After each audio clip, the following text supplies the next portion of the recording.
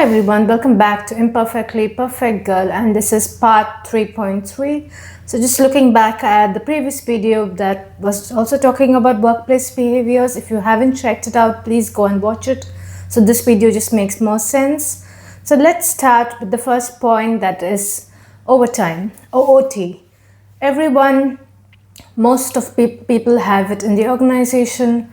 Like I had it in my first job here, and it was not paid. It wasn't mentioned anywhere, but when I spoke to the management about overtime, they did mention that it should be done. It is expected of you. As you're doing the job, you're paid a certain salary, but it was nowhere mentioned. Back in India, I think most people wouldn't know what is overtime. It would just be meant to be done. Like you work 2 hours, 3 hours over your normal shift, and that's expected of you. You work weekends and that's expected. But back here in Sydney, I don't think that's the notion of that's what people want. And in my first job, it was slightly harder. Obviously, I didn't have to do overtime daily, but when I had to do, especially when it was in the office, it was just waiting back and also getting back home really late. So I would just like to speak in more detail, but in my next job, when I say overtime, it would be paid. Again, it would just not be, it would be in cash, but when I say paid also, it could mean that getting leave, so a day in lieu or something like that. But yeah, it would be, you will get some compensation for it. So if there would, like we had the option to take cash, but then we had obviously tax, which would be deducted from that. So we choose a day in lieu. So which was okay, and it was fine because it was ready done, like end of the financial year or something. But then the next role I moved in, again overtime was not needed every time. It was like again end of the financial year.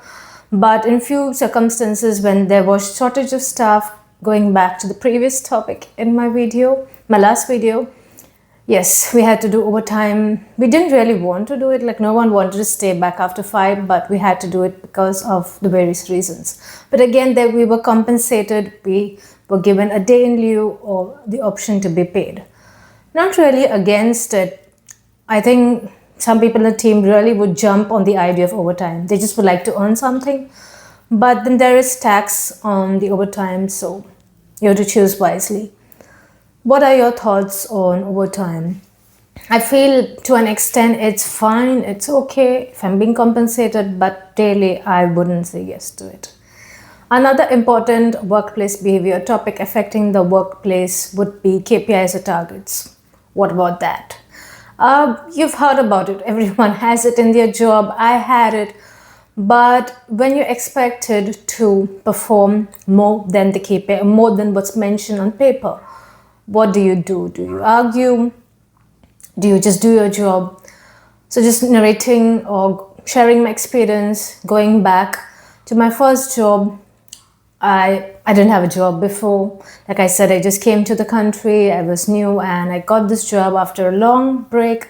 So definitely I was really happy to go into it and did whatever I could, whether it was as part of my targets or KPIs or performance indicators or no. Just was okay to do it, to learn and go above and beyond. And this could mean various things. I don't know if it just means if you go above and beyond more than what's really mentioned in the list that's given to you, you get a promotion, you get a salary raise. I'm not sure what it is, but I just did what I could. And yeah, I got the usual promotion and I continued again.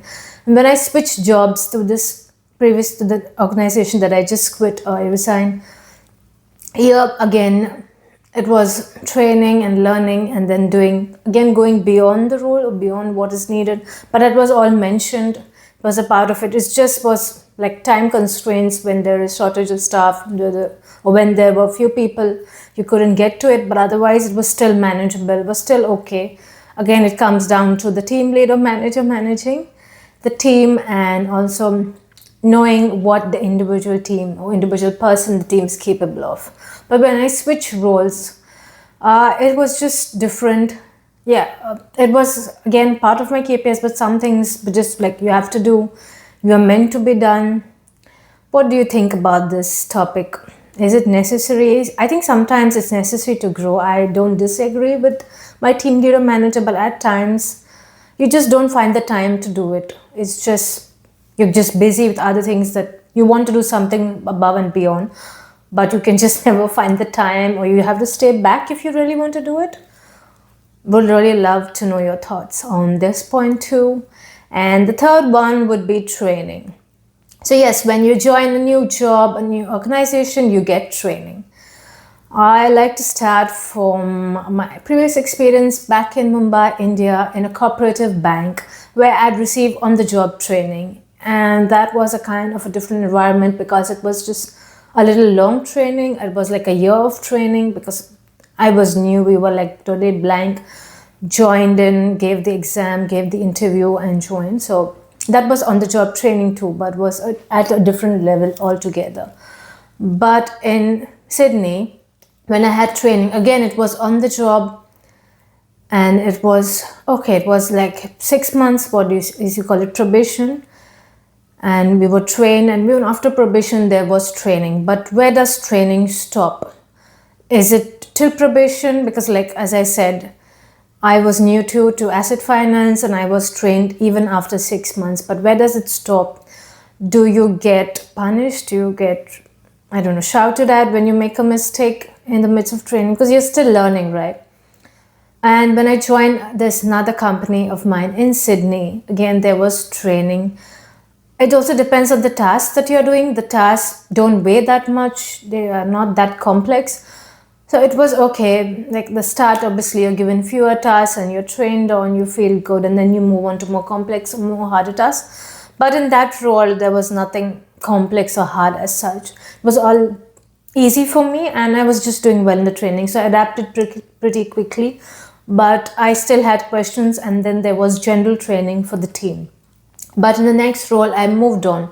There was training and there was on the job. Also, we learning, like training and learning on the job, and that went on. But again, as I said, shortage of staff, not really good to deal with. So there was training, but it was probably done half-handedly, like maybe a month of training, and then the other side of it, you have to just take it on from there, which is not really right. I didn't like it, obviously. Like, it's like, what are you expecting me to do? Like, you have trained me, but what about the other side? I don't know this. I still need help. I still need to be trained. I am not entirely new to the organization, but I'm new to the role. I have previous experience in this role, but I'll still like to be trained. But bad times. There was shortage of staff, shortage of people, really less. Like a team would be, 4 or 5 people when there's just 2 or 3. You just don't get trained. You just have to do what you do. And then when you start making mistakes, again, you're caught up and pointed for the same mistakes. And they just go on, and then you just need more training, and it doesn't end up well. Like, this is my personal experience. So what are your thoughts on training? How long do you think it should be? Should it be 6 months till the time you pass probation? Should it go on? Should you receive a mentor for training? What do you think? What do you think should be done? Or what is your experience at your organization? Would love to know your thoughts about all these behaviors and more. I will catch you all in the next video. Till then, like, subscribe, comment, share, and don't forget to hit the bell icon for a new video. Thank you for watching. Bye.